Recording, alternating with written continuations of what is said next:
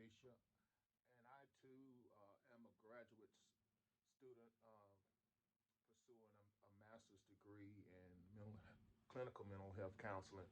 My name is Gregory French, and I was so drawn to your research proposal.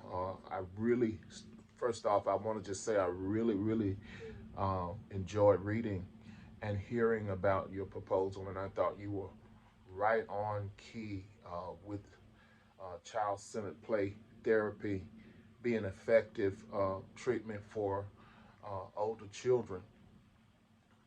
I was so taken by that on so many levels because of some experiences I've had with clients so far.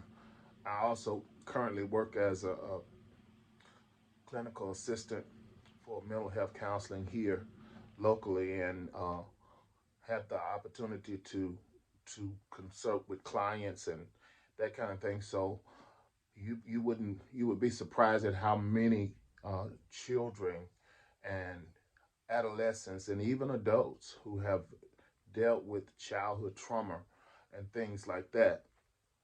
And so I was really taken by your child-centered play therapy for these children because I think it seemed to be really effective. I actually went and did some research myself, and I found that it's a good tool that we can add to our toolkit in terms of the therapy that we provide for our clients.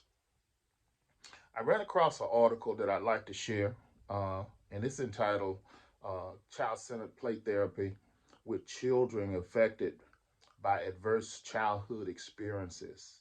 It's a single case design. And the authors were Sarah Haas and D. Ray.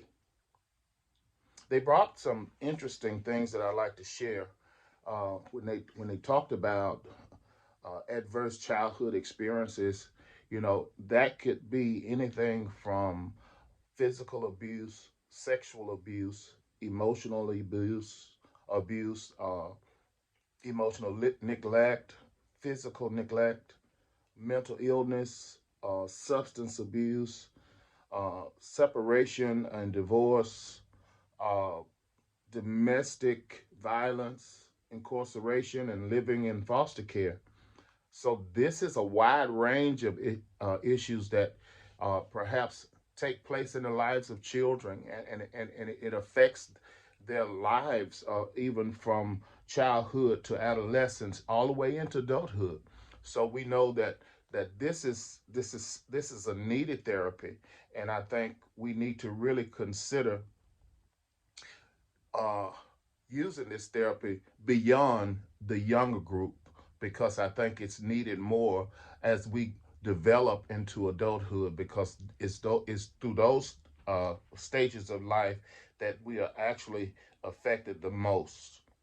I read a little further in the article, and there was so much to absorb.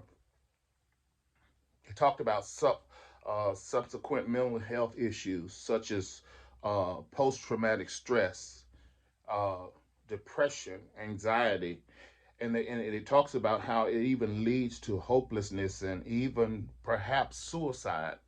Uh, and so that makes it very significant and uh, at a point now that we need to find ways to get this tool and this therapy to older kids as well.